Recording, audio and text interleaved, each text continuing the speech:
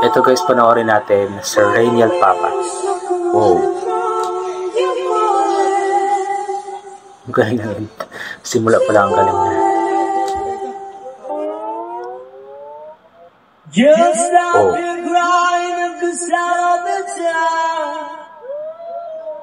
We gotta get away from here. Grabe talaga yung boses niya pang international. We gotta get away from here.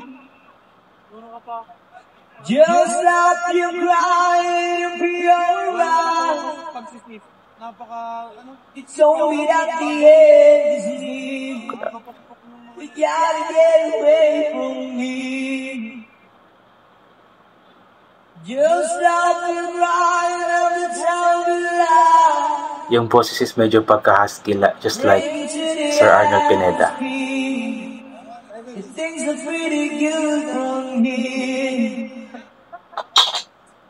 We're back forever to the real.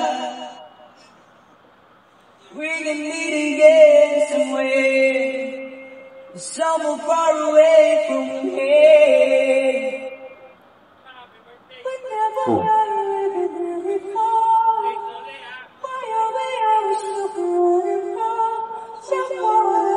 Galing mag-control sa boses.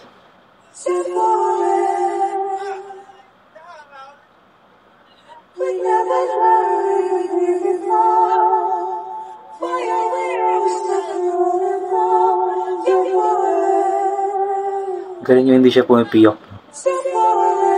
Ang hirap ng ganyan niya, nina-adjust yung boses. Just stop your crying at the sound of the time.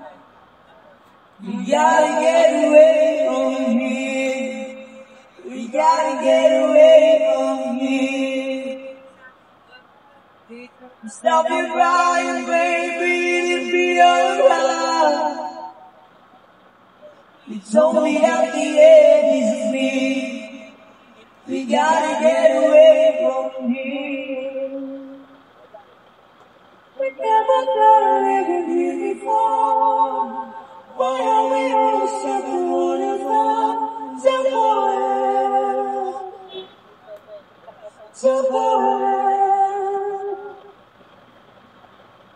We never thought we here before. Why are we all stuck in waterfall? Kumakain pa ng ding-dong.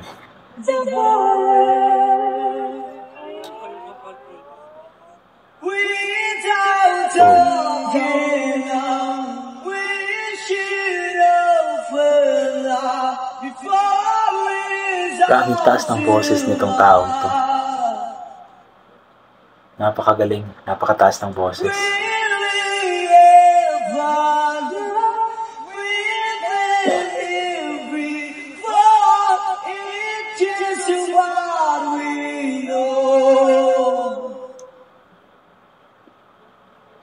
Stop your crying, baby, this side of the time. We gotta get away. We got to get away. Pinirit. We got to get away. We got to get away. Grabe yung boses. We got to get away. Meron siyang second voice. You know?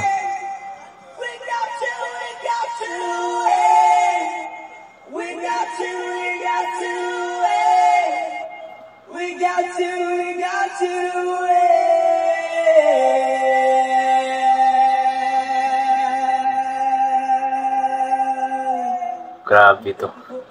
Napakataas ng boses. Yan, tapos na ba? Yan, tapos na pala. Ayan po si Sir Rainiel Papa. Ayan, siya po yung na-feature natin dati na kumanta ng It's All Coming Back, na yung boses is parang babae din at napakataas ng boses. So this time naman iba naman yung kanyang kinanta. Hindi ko alam kung ano yung title ng kanta. Basta isa lang ang sigurado ako na napakagaling niyang kumanta. Yung kanyang boses is pang international. Inulit ko nga po, meron siyang pagka-husky na boses na parang si Sir Arnold Pineda ng The Journey.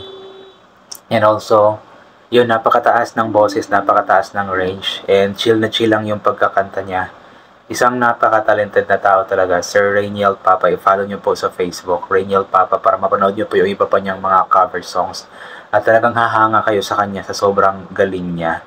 Ayan po, di ko alam kung ano bang kinain ng mga taong ito or ni Sir Rainiel Papa or ano bang ipinakain ng kanyang mga magulang sa kanya kung bakit nga ba ganito siya kagaling kumanta. Yun nga, napakataas ng boses, inuulit ko, napakataas ng boses, napakataas ng range, and pang-international. Kaya kudos sa iyo, Sir Rainiel Papa, and we are hoping na sana balang araw mapanood ka namin sa TV.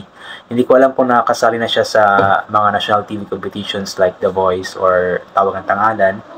Pero kung hindi pa man, umaasa tayo na sana balang araw mapanood natin siya at may showcase niya, may pakita niya sa buong mundo ang kanyang galing sa pagkanta, ang kanyang talento sa pagkanta. And I'm sure na kung ma-discover lamang ito at magkaroon ng maayos na management na hawak, ay panigurado talaga akong sisikat ang taong ito kasi inulit ko nga, napakagaling, napakataas ng boses, napakataas ng range, pang international talaga yung boses. Ayan, so yun, kudos sa iyo, Sir Rainiel Papa. And yun, talagang maraming mga kababayan tayong mga Pilipino na napaka-talented pagdating sa kantahan. Inulit ko nga palagi na sabi nga daw po ng iba na at least 90% at least or at most 90% ng mga Pilipino ay magagaling kumanta, magaganda ang boses. So yun, isa nga po doon si Sir Rainiel Papa. Tayo naman na mga frustrated na singer, mahilig sa kanta, pero yung kanta walang hilig sa atin. Tayo yung mga 10% na yun lang, kanta-kanta lang kahit mga mga sintonado. Ayan. Tayong mga sintonado, laban lang sa buhay. Tayo yung nagbibigay ng lamig at ulan sa ating paligid. So malaking bagay ang itutulong natin. Ayan, joke lang po. So yun guys, I think hanggang dito na lamang po itong gagawin ko na reaction video. So inulit ko po, thank you so much palagi sa mga palaging bumabalik sa aking YouTube channel at nanonood ng mga reaction videos ko. And always po nating mag-pray, magpasalamat sa lahat ng mga bagay na ating natatanggap mula sa ating Panginoon kahit na hindi po natin ito hinihingi. Kasi nga lahat ng bagay na meron tayo ay biyaya sa atin ng ating Panginoon. Lahat ng nasa puso at isip natin ay nakikita niya kahit na hindi natin ito sinasabi sa Kanya. Kaya magpasalamat tayo palagi sa Kanya. And also always bring payong, kapote, sombrero or anything na maging protection sa katawan kapag lalabas po tayo kasi nga po, yung panahon ngayon is paiba-iba, mainit tapos bigla-biglang umuulan. So yun po yung cause na mabilis tayong nagkakasakit. So iwalin po nating magdala ng protection sa katawan. And also protection sa ating immune system, ma-boost ang ating immune system. Uminom po tayo ng vitamin C para hindi po tayo natatamaan ng kung ano-ano mga sakit-sakit. So thank you so much once again. God bless and bye for now po.